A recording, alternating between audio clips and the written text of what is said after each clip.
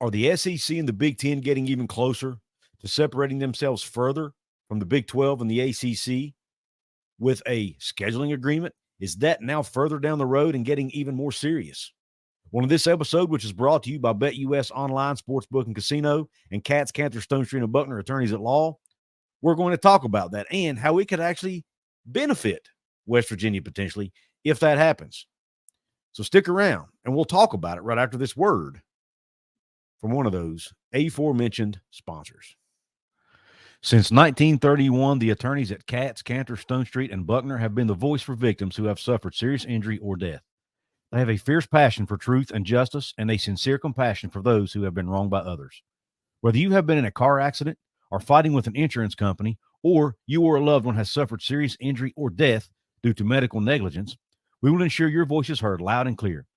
Katz, Cantor, Stone Street, and Buckner will ensure there is justice for all West Virginians because we are your lawyer, your voice. Visit us at yourlawyeryourvoice.com.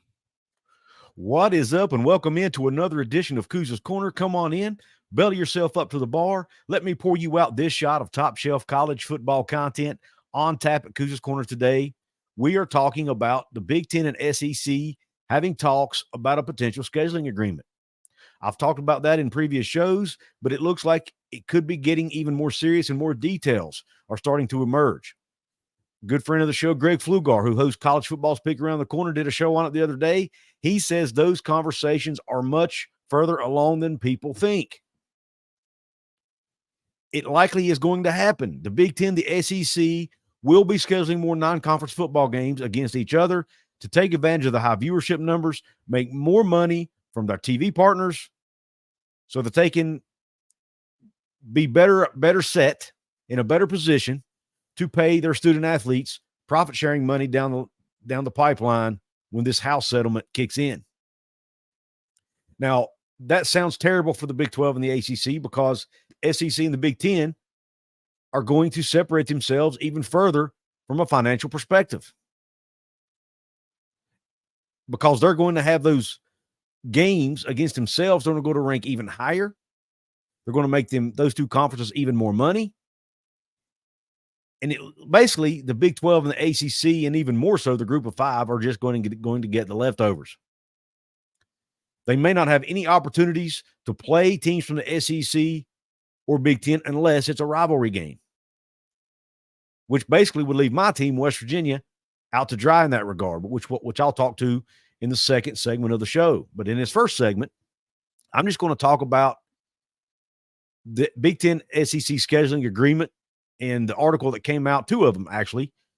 The first one in USA Today, I'll leave a link to it, but and I'm not going to read the whole article, but I'm going to go over some of the what I thought were the key points, key paragraphs of this article. But it says the SEC and Big Ten are discussing a potential scheduling agreement that could lead to a significant increase in media rights revenue, further distancing the two super conferences from the rest of college football. Four people with knowledge of the discussions told USA Today. The people who spoke on the condition of anonymity because of the sensitivity of the conversations say the two super conferences could face off in as many as 12 to 16 regular season non-conference games a year or more to determine the extent of the increase in media rights revenue. The potential scheduling agreement is an answer to billions in lost revenue from the House legal case settlement of more than $2 billion to former players and future revenue sharing with players of at least $20 million to $23 million annually, beginning as soon as the 2025 season. Double-digit games that can be promoted and sold as standalone events, like the annual Big Ten versus ACC Basketball Challenge, and draw unique advertising dollars are appealing to broadcast partners. There are still multiple hurdles to clear, including schedule structure, format of how games are paired, and revenue distribution. But officials in both conferences see the potential agreement as an answer to the rapidly changing financial landscape of college football. Could the Big Ten and SEC at some point combine forces? Now, this is everybody's fear right here.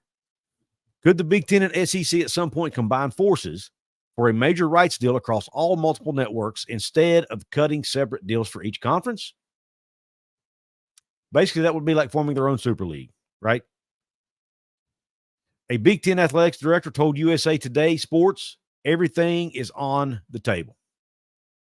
So that's not out of the equation. It's possible.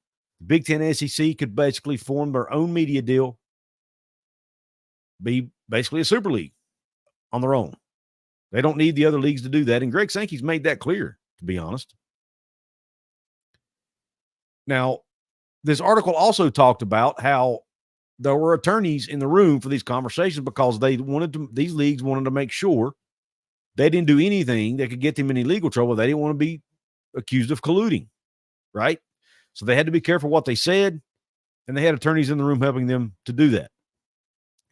And to expand on that a little bit, and to, I think, protect themselves too, Greg Sankey went on the Paul Feinbaum show Wednesday, and this was reported on On3, and here's a little bit from that article. It says, Sankey recapped the meeting Wednesday during an appearance on the Paul Feinbaum show, pointing out the different categories of topics discussed with Tony Petitti and others.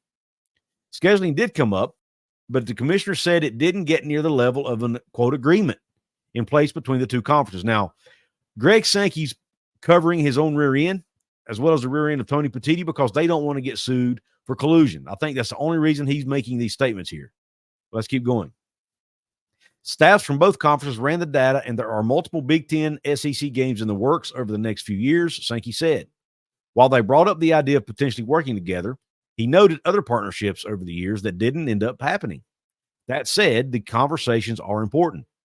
In 25, 26, 27, I think we had up to like 32, 33, where the 32, 33, where the Big Ten and SEC teams have already agreed to play regular season contests, Sankey said. In, I think, 26 and 27, we have 5 or so. And you think back to the COVID year and even the few years before, we played almost no non-conference games against Big Ten opponents. We had a conversation. Here's how the conversation went. Hey, we do this naturally. Do you want to just leave it in your campus hands? We can do something coordinated with the conference offices, but you have to work with us. Is there something else out there? That's like a third category. And people said, you know what? Maybe you guys keep talking, see what you can do. That's not an agreement. Again, he's just trying to avoid collusion here. Greg Sankey's trying to make sure they don't get accused of trying to do their own thing and separate from the rest of college football, which we all know that's exactly what they're trying to do. At least it appears that way. Now, they might still include the Big 12 and ACC in the group of 5 in the playoff, but it looks like they're going to leave them out everywhere they can. Okay. Now I'm not whining and complaining about this. It is what it is. I don't like it. It sucks for the sport. It sucks for us fans, especially fans of teams that aren't in those leagues. But in order for them to maximize their revenue, they're going to work together and get as many marquee matchups as they can. And to be honest, even though I talk crap about Greg Sankey, I accuse him of being greedy. At the end of the day, he's doing what his constituents, the membership, the schools who are members of his conference want him to do.